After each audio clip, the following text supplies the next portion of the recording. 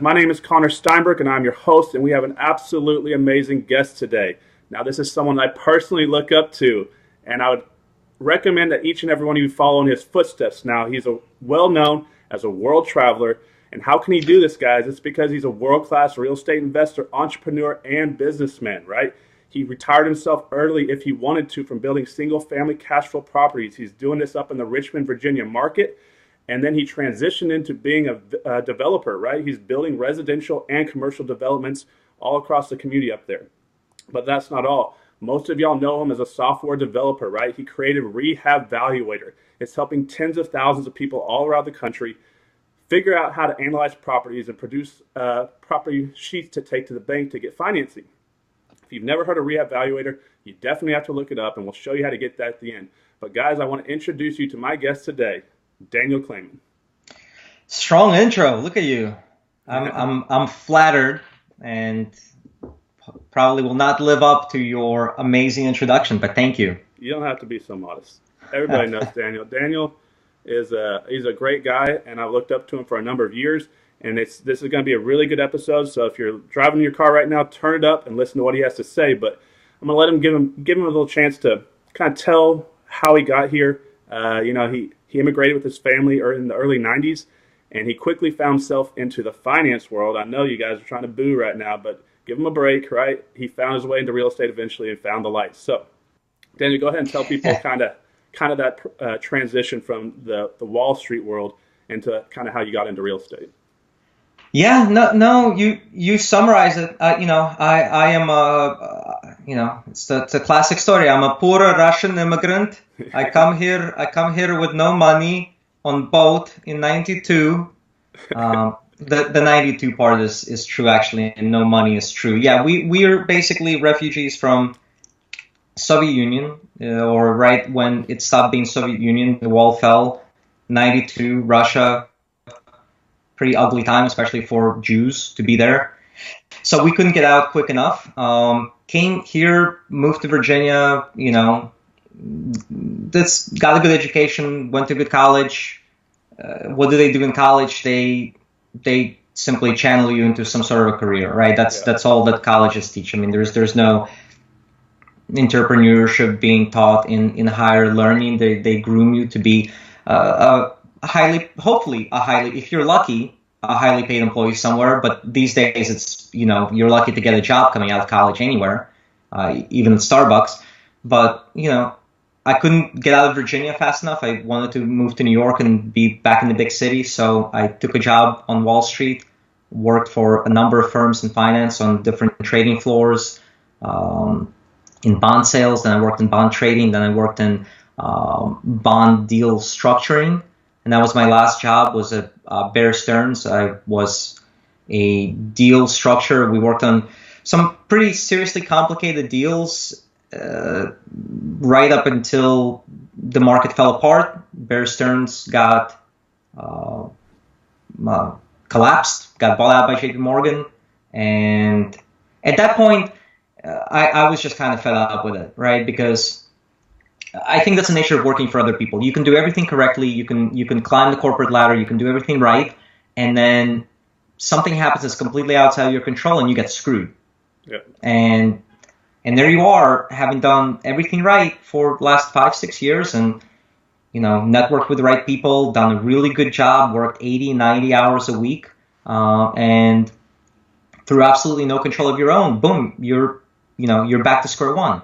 And it sucks. And it was unfortunate, the market crash was unfortunate for a lot of people. I worked next to more senior, older guys that lost their entire net worth because it was tied up in Bear Stearns stock, or it was tied up in some other financial stocks. And but that was pretty eye-opening to me, right? Because I learned that the only way to really control my fate is to go into the business for myself. And I said to myself, look, if I'm going to get screwed again, if I'm going to be out on my ass again, at least it's going to be my own fault. Mm-hmm. And at the very least, I'll be able to say, look, I was responsible for my destiny. I had nobody else to blame, and maybe I took a risk on a new business or a new investment, and it's my own doing, instead of having somebody else be in charge of you and your life and your career and your pay grade and whatever other sort of things come with it. So that was late 2008, and I moved back to Virginia. I was 28 years old, and I moved into my parents' spare bedroom because I didn't really have much money, and I wanted to cut down my expenses almost to zero in order to be able to build the kind of business that I wanted to. And so, I swallowed a lot of pride. I could have stayed in New York and got another job. I could have got another Wall Street job potentially, because I came from a good shop and it was reputable. And, I wasn't great at what I did because my heart wasn't in it, right? But I was pretty decent. But I decided I didn't want a job anymore. So I called my mom and dad. I said, guess what? I'm moving back in. And my dad was like, what the fuck? Can I cuss in this podcast? I guess you can. All right. So, my dad was typical dad. He was like, no, you're not moving in with us. And my mom, of course, was like, oh, please come over. You can live with us forever. Typical. So, yeah, I moved in with my parents. I was 28 years old. It took some pride swallowing because I had a successful career in Wall Street. I was making whatever. By the time I was done there, I was making $250,000 a year. Yep. And I went from that to living in my parents' spare bedroom for a couple of years, and guess what? It was amazing. If you just stop giving a shit about what people think and do what's right for you long term, you can accomplish amazing things. I cut my expenses down to zero. I moved in with my parents. Even my laundry was getting done right there by my mom. My meals were free. It was great. And it gave me the bandwidth to make the right decisions, not make decisions out of desperation, right? Because I wasn't struggling to pay my bills. Yeah. And so I started my real estate investment business. I started a software business as well from that spare bedroom. And now I currently own about $10 million in real estate. I have close to $20 million in pipeline of new development over the next 3 years. And I have a pretty decent size software and education business that, makes me a few bucks. Just a few. Just a few bucks. That's important, guys. Jobs are risky, right? And I like hearing what he opened up for you there and told you kind of, his true story. And it plays a big part in my life because I had the exact same thing happen to me where I was at the top of the world of the online poker world and it was all taken from me in 2011. And I had to do the same thing. I had to move back home. So I know exactly what he's dealing with. And it's like listening to deja vu, right?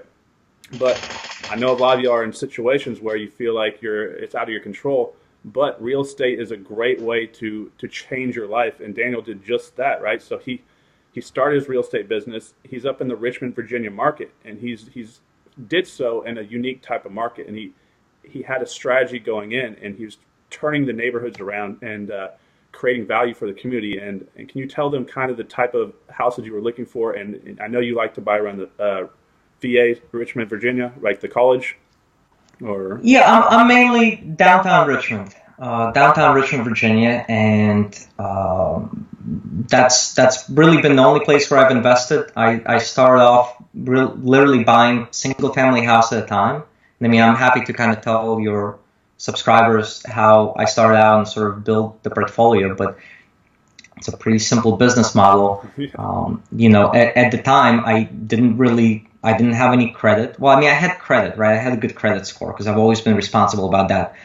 But I didn't have a job or a verifiable income. So I took some private money, and my business model was very simple. I'd go buy a house with that private money. I'd rehab the house with the private money, put a tenant in the property, have a lease, take the lease to a local community bank, and refinance that house based on the new appraisal, pull out the entire investment, pay the private lender off. Now I have a property that cash flows, has 20-25% equity on paper, and now I have that entire original private money piece ready to go into the next deal. And the first deal, I don't have any cash tied up. And just kept doing it one at a time. Then it became two at a time. And it's a pretty great strategy. I mean, you buy, rehab, rent, refi, repeat. Yeah, that's funny you said that because we literally just put out a YouTube video today on doing that burst strategy versus the traditional where you're going and leaving 20% in because you run out of money. Eventually, you're going to run out of capital. So this way, you can leverage it in and create basically infinite cash flow. You can actually, if you buy the property at the right price, you can actually get a check at closing and actually put some front side money in your pocket of the equity. Absolutely. It's all about what that new appraisal is versus what your cost basis is. Yeah. And if that new appraisal is high enough versus what you've got into the deal, you can pull out money in excess of your investment. You can get paid at refi. Exactly. Now, I was always careful about doing that because I didn't want to over leverage. I wanted to maintain a very attractive balance sheet because when you go to get that next loan and that next loan, your local bank is going to look at your entire portfolio and they're going to see how leveraged are you. So if you get greedy and you start pulling out too much cash, it brings your LTV of your portfolio, your cumulative LTV of your portfolio up, and it may impact your ability to get more and more money, more and more loans. But yeah, you can get paid. You can get paid at refi. It's nice. And so what type, kind of like the loans you're putting on there? I think I heard you one time say you do a lot of like 5-year adjustable loan, or like what does a typical loan look like for you on your properties up there?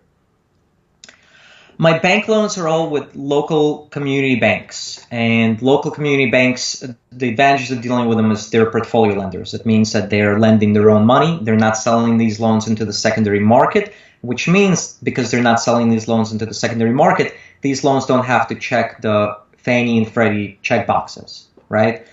So they don't limit you on how many properties you can have a mortgage. My banks don't care about seasoning. So if I buy a house yesterday, I rehab it today, and I want to refi it tomorrow, they typically won't care as long as the LTV is there, right? And as long as debt coverage ratio is there. But these banks also aren't dumb, so they're not going to give you 30-year fixed rate money, right? Because they're not idiots. They're commercial lenders.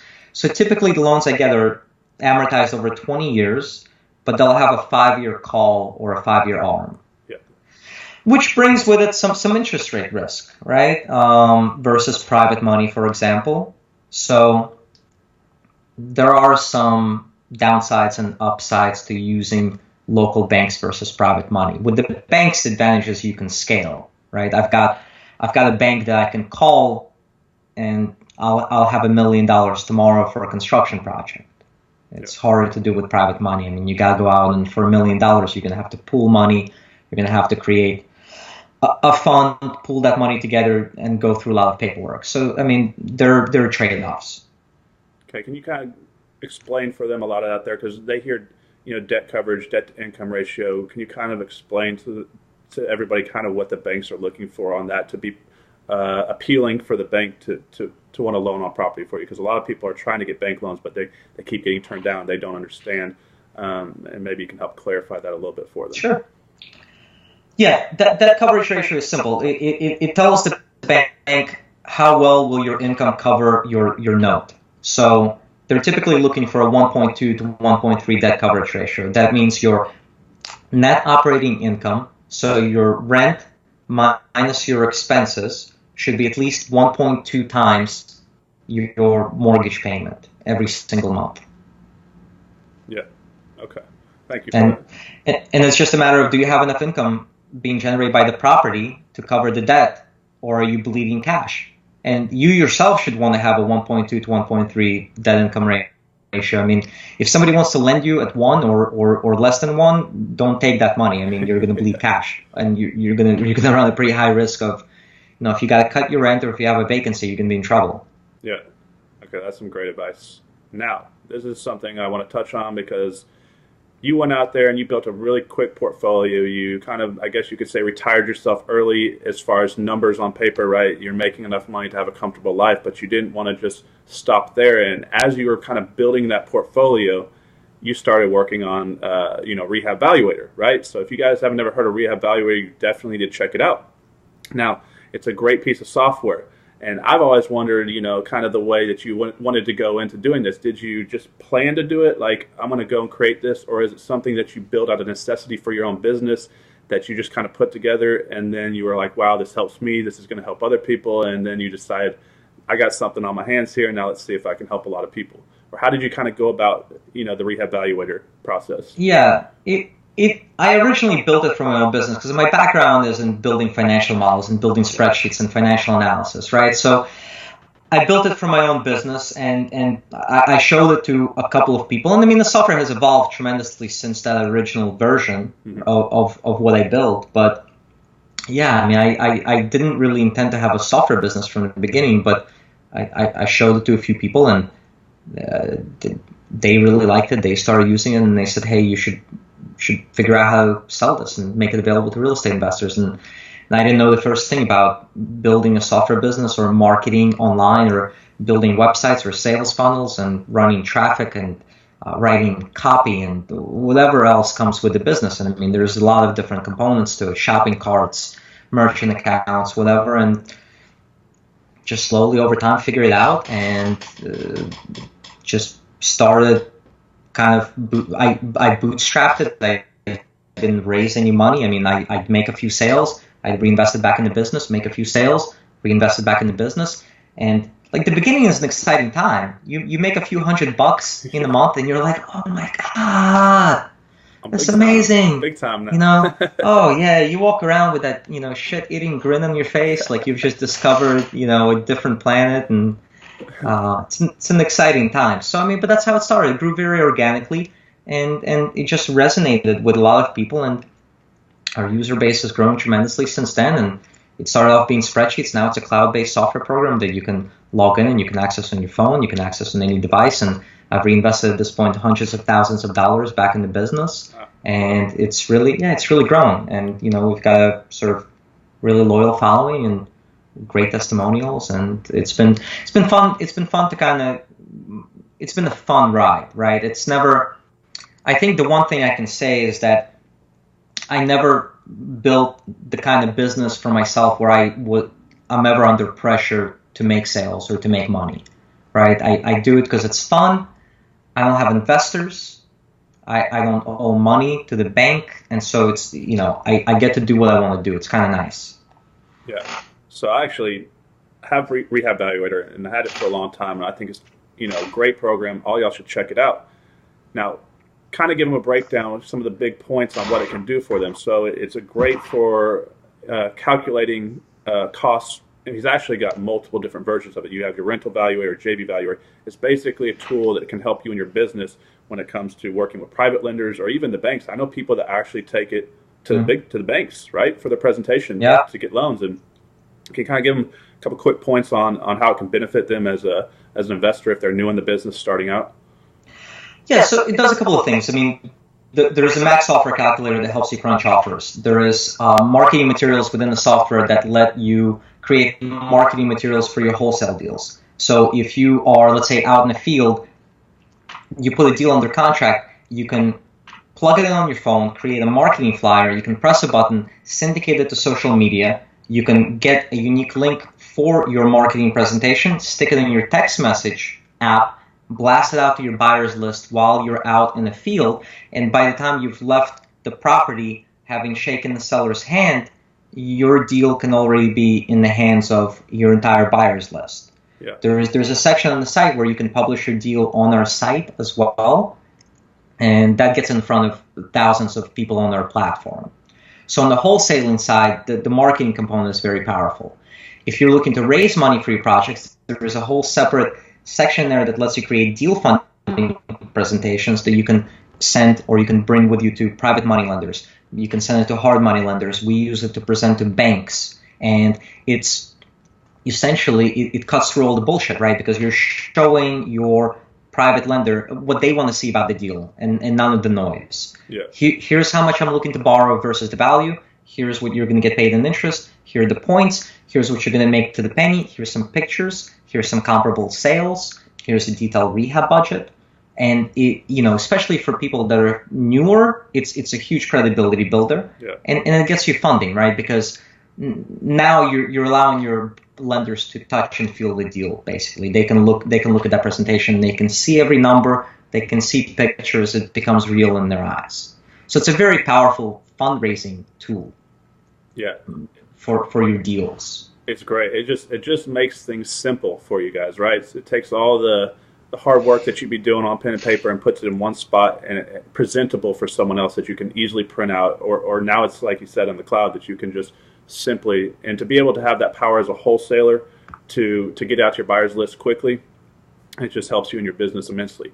Now, here's what I think is really cool about you, Daniel, is that you basically put yourself in a position between all your businesses where money was no longer really an issue for you, and you've always traveled, but everybody knows you like to travel. In fact, you're leaving the country here soon, and to have that lifestyle is kind of what a lot of people are looking at to get in this business. When you have a job like we were talking about before, you're kind of limited, and so you kind of got the money situation out of your life and were able to travel around and kind of really reassess and think about what you want to do with your life, and you decided you wanted to go into development, right? So you got it big into buying lots and land, and now you're turning around your community up there in Virginia, and you're building single family residential, you're building duplexes and 4 units and commercial buildings, and now you're talking about building like full little communities, which is just, I think, is great just for on the business side, but as far as on the human level, on the community side for that area, I think it's a great opportunity for everybody in that area.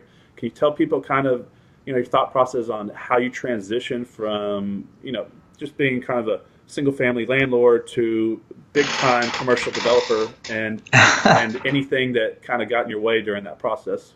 Well, I wouldn't call myself a big time commercial developer just yet. I'm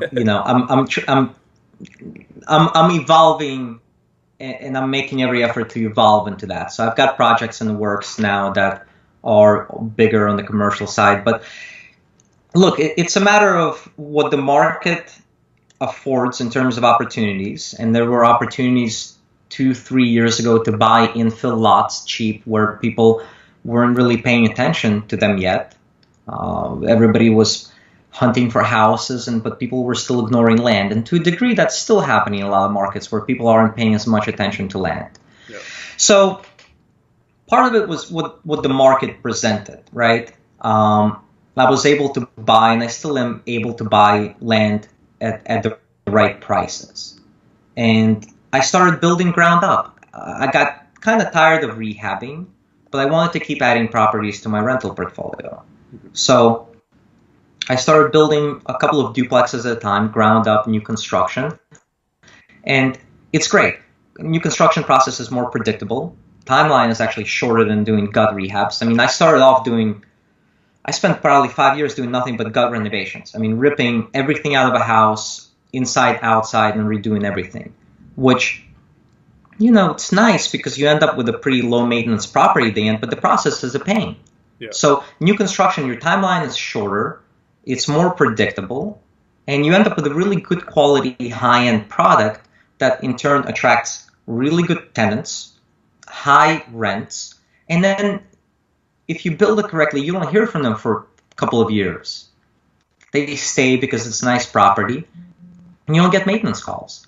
So that's how I got into new construction. Now my business also involves building spec houses ground up to sell to owner occupants, and doing commercial ground up development. So I just built a 4-unit. I've got a 6-unit apartment building in the works. I've got a 30-unit plus commercial, another 10-unit plus commercial. I just bought some land that I can put over 100 units on that I'm starting to kind of build plans for.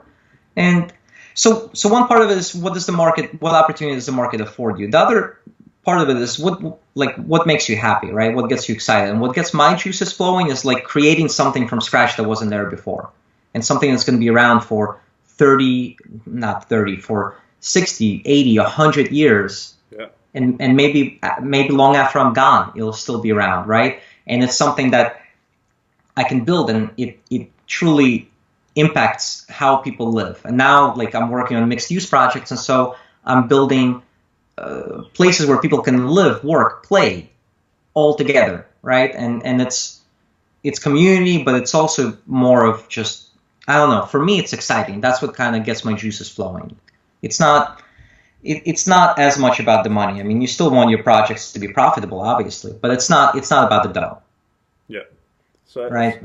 So everybody struggles in this business at some point, and I know a lot of people constantly tell me they like to hear when we bring guys like you on here, some of the hardships, or you had a bad deal go bad, or have you had any trouble getting into? Because a lot of people, this is in their mind all the time, transitioning from rehabbing to new development because they're tired of trying to match drywall. They're tired of trying to fix up old houses, and just like what you said, if you're buying it or you're building them to keep, the pride of ownership, you own the property. It's a brand new 2017 build as compared to fixing up a 1950 house. It's an older house, but it's just fixed up. So you gotta, and you can maybe be in the same equity, the same leverage amount, right? And so it's just a lot better to have 30 brand new houses versus older properties. Look, I mean, the new construction is not a super high equity play in the beginning, right? Because it costs a lot to build, but you end up having equity from the beginning. I mean, I typically on my projects end up having 20-30% equity from the start, right? My actual value of my property versus what I put into it, and it's a low maintenance, easy to manage. So I mean, I want to keep adding to my portfolio, but I don't want to keep adding headaches to my portfolio. So I would rather have 100 units that perform phenomenally, have high-end, really good tenants, and I don't get maintenance calls from, than have 400 high cash flow units that are just a headache to manage. And I have to hire 3 times the number of property managers just to deal with it, and we have constant turnover. People are leaving, and we have issues, right? So I'd rather have less. I've never focused on having a high number of units, right? I mean, a lot of investors like to compare notes and like, hey man, how many units do you have, and how many units do you have? And it's if all you want is just a lot of units, you can go and buy $40,000 units, and you can buy a lot more of them. But those $40,000 units are going to be a management nightmare.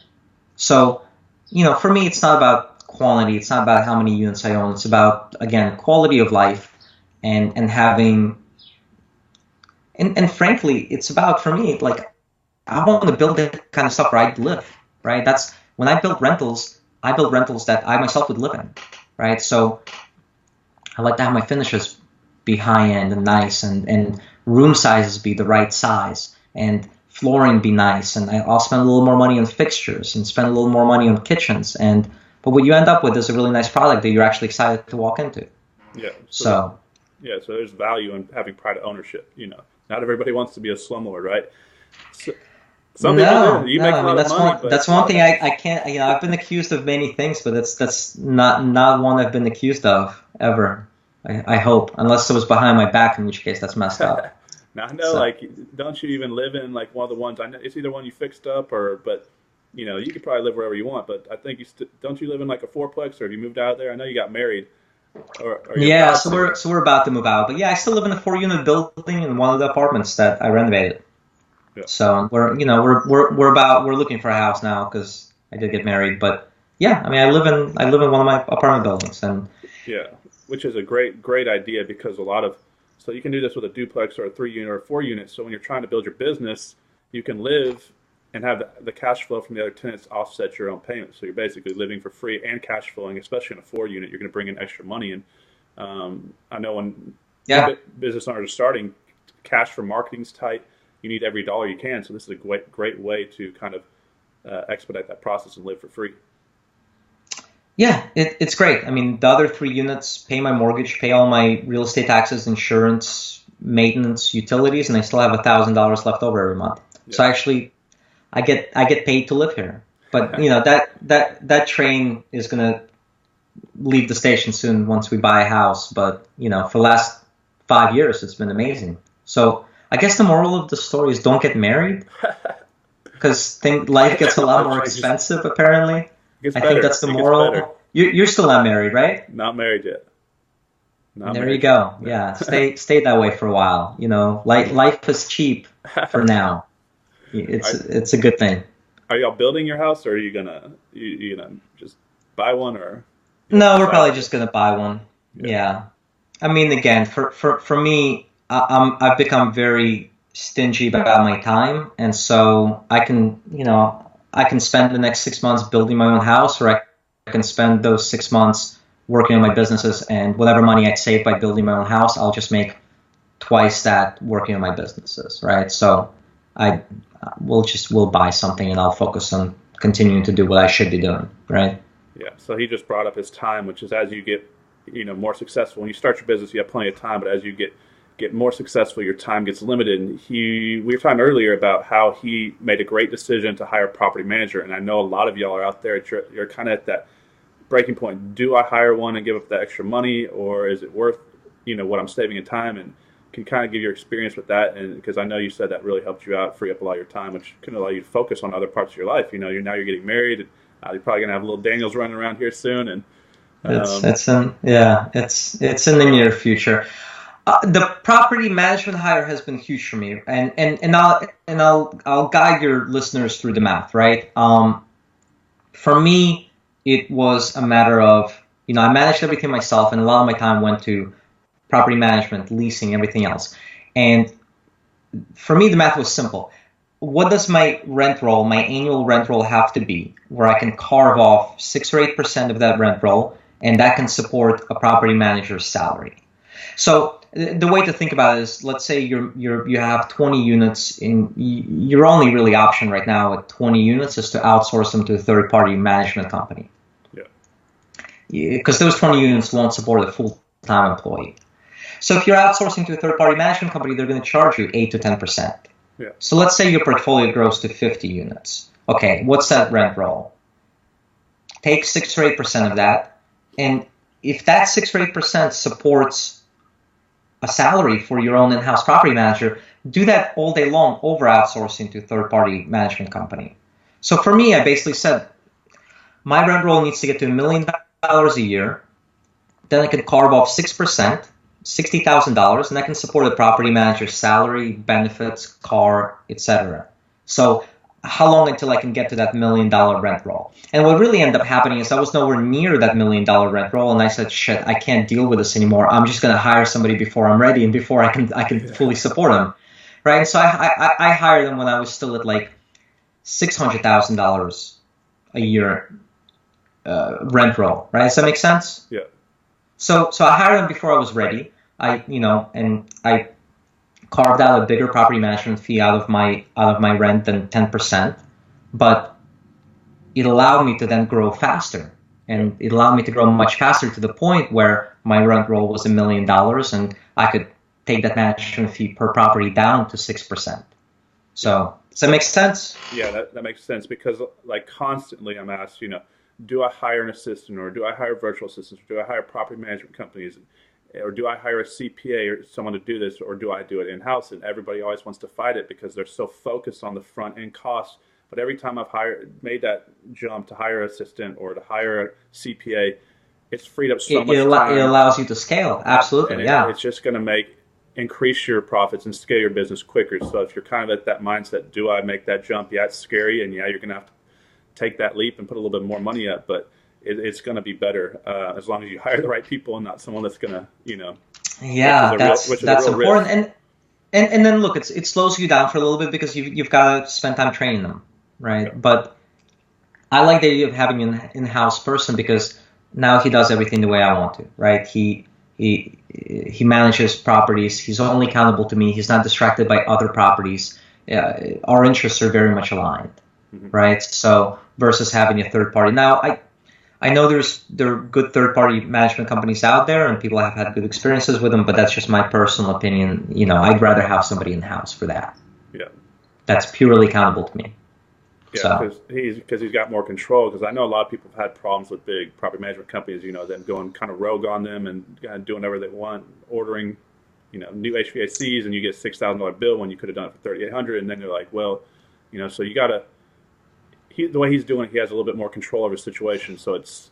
I'll give you a prime example. A buddy of mine bought a 4-unit building. This was years ago, where the property management company was managing it, and there was a 2-bedroom apartment there that they were leasing for years at $800. Well, when he bought the building, he realized that the 2-bedroom apartment was actually a 4-bedroom apartment, whose market rent was $1,600. And the owner that previously just wasn't paying attention, right? And this property management company never bothered to actually go into the unit and figure out that it's not a 2-bedroom, it's a 4-bedroom, and he was leaving $800 a month on the table for years, right? Because these people weren't on top of it.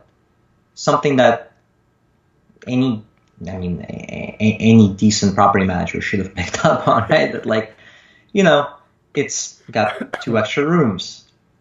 So it's just a prime example, right? And that's not to say that they're all bad. There's plenty of good property managers out there, but yeah, I'd rather have somebody that works for me that's accountable to me.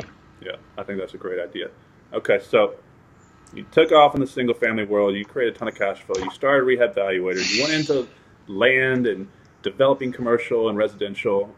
What's next for Daniil Kleyman, right? Are you going to go into build apartment complexes, or what is it? Where do you kind of see? I'm sure you have, I know you like to look at behind you. You got books. I'm sure you've set goals. You've got a trajectory you're on. What's next for you? For me, it's mixed use development. I mean, honestly, like where I see my business evolving long term is I want to build communities. I want to build places. I mean, it almost sounds cliche because it's been overused, but I want to build communities and places where people live, work, and play. To me, that's exciting. So that's what I'm working on evolving into.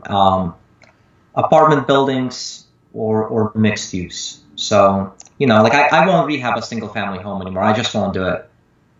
Yeah. I'm getting ready to do one this summer because I already own it. It's been a rental for a long time, so I'm gonna kicking the tenants out. I'm gonna rehab this house because the market is so high that it's a no-brainer to kick them out, do a nice renovation, sell it retail.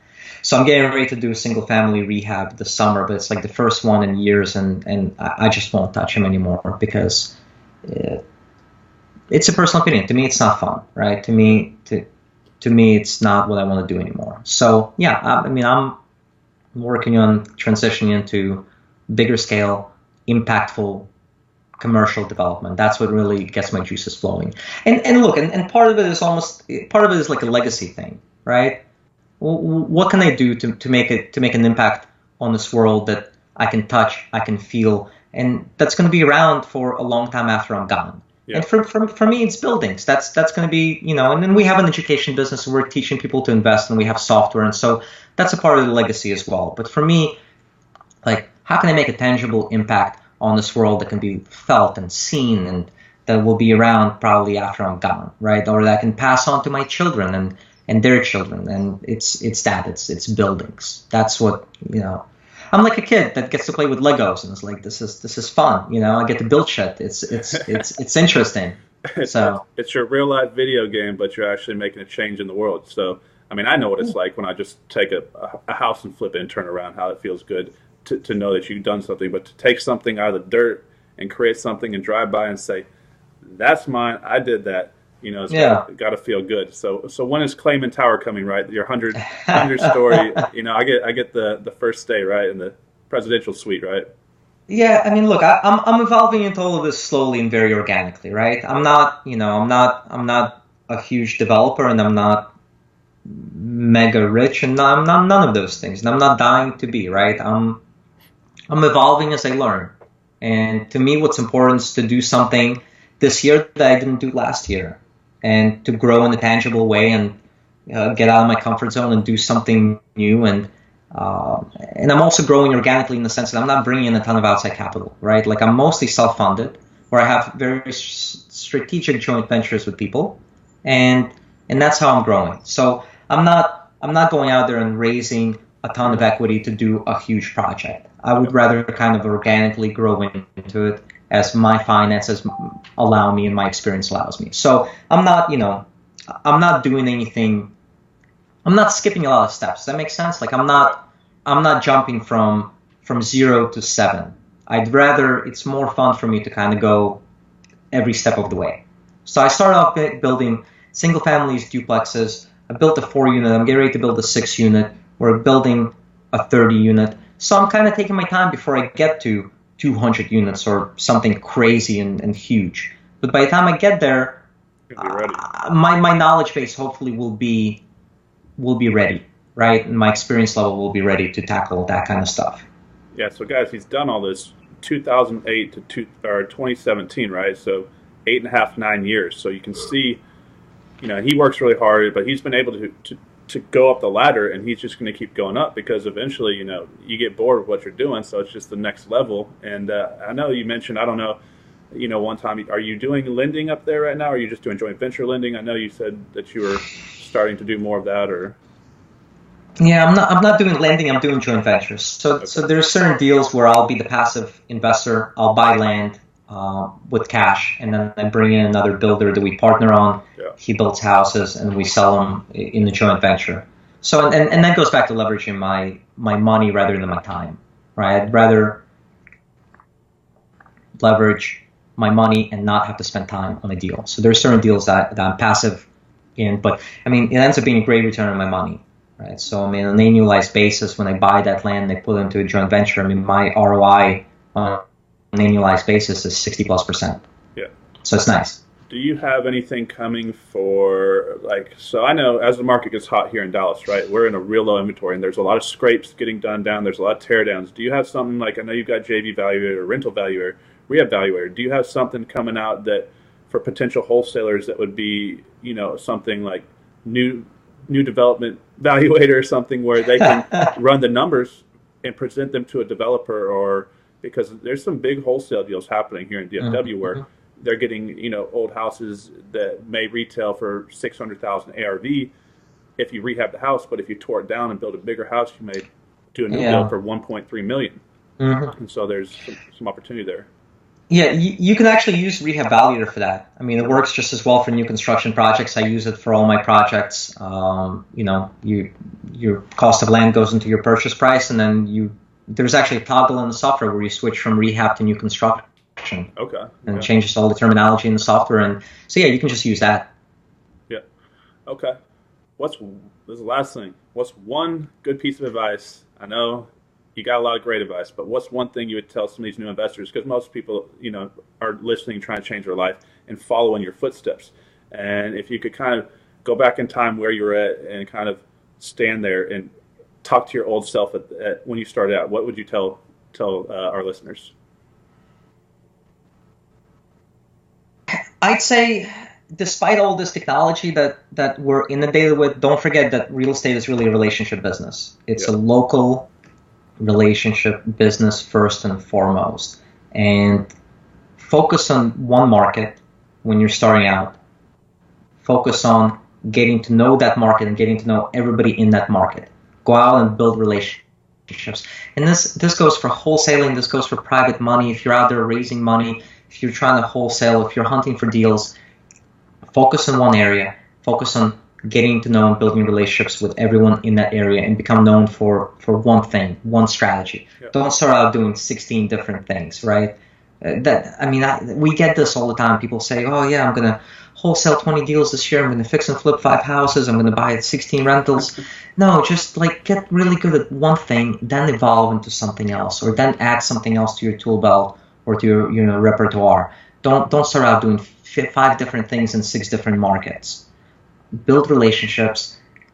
It's gonna help you with money, with deals. That's really what real estate is all about. It's a physical, hard asset, in-person relationship business first and foremost. Yeah. So and I see a lot of people neglect that fact. Yeah. Well, Daniil, I'd like to say thank you for coming on. Impressive as always. I appreciate you for being an inspiration in my life, and I know you're going to help a lot of people. I know you have a lot of stuff coming out in the future, and we're going to follow you. If you want to get Rehabvaluator, guys, we're going to put it on our website, investorarmy.com. You can go there and get it. It's free. He's got a free download. You can check it out. If you want to get a hold of Daniil, I don't know. He's going to tell you if he's going to give you his number out or not. So he's going to let you know if you want to reach him. But he probably done. No, maybe, I don't know. not going to give my number out. My mom barely has my number. But no, you can just email me at Daniil DANIIL at rehabvaluator.com, REHABVALUATOR.com, or better yet, just go to the link that Connor is giving you. Sign up for the free version of Rehabvaluator. It's a fully functional software. It's actually not a download. It's a cloud-based software that you can access on your phone. And the free version lets you do all the analysis. So it's actually more powerful than most paid software out there. Yeah. And once you sign up for that software, it gets you on my email list, and you'll get emails directly from me, and you can reply to those emails and get in touch with me. And I answer every single email I get, unless it makes no sense and you don't use punctuation. in that case, I will not answer your email. And he's good at it, guys. He responds to your emails, and as long as you don't blow him up and harass him, I'm sure he'll be able to answer your questions, especially on his software. And I know people all around the country are always waiting for you to come out with new stuff. I think I saw a webinar. Don't you have something coming out for land development or new development or something like that? Or are you putting together something or? Not yet. I've been asked to put together kind of a course or a training on new development, and I don't know if I'm going to have time to do that anytime soon. We have a free training on my website that we've done on building new construction rentals, and it's a 2-hour content-filled training. So once you sign up for the software, you actually get a link to that training. But I got a bunch of stuff going on, but got a bunch of stuff coming out. But my primary focus right now in terms of software is just continuing to develop the platform. We're reinvesting very heavily into the platform with a ton of new features coming out. It's something, again, that's constantly evolving, and what it is now is nothing like what it's going to be in a couple of months, a couple of years. Yeah. We're very heavily focused on continuing to build out the software for our users, for investors, making it better and better every time. So, all right. Well, Daniil, I appreciate it. Y'all want Rehabvaluator, you know where to get it, and thanks for coming on. And I hope the best with your new commercial project that's coming up, and just keep on doing what you're doing. You're an inspiration for everybody out there. Thank you, Daniil. Yeah, thank you for having me on. This was fun.